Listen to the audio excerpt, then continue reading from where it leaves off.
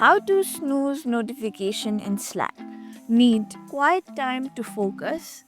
Hit the snooze on Slack notification without ghosting your team. Firstly, open your how you can do it is by you won't be ghosting your teammates if you set a reminder or update your status for you have a meeting for 1 hour.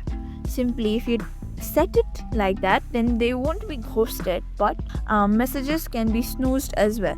After updating your status, simply go on pause notification for 1 hour. Simply tap on save.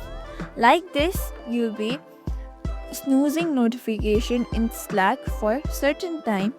Also, you can edit notifications according to your preference. Like by me in mobile, bot can notifies. You can have a notification schedules done where you'll be adding your starting time and your ending time notification, in which within this time period only the notification will be there. Otherwise, you won't get any notification of from Slack.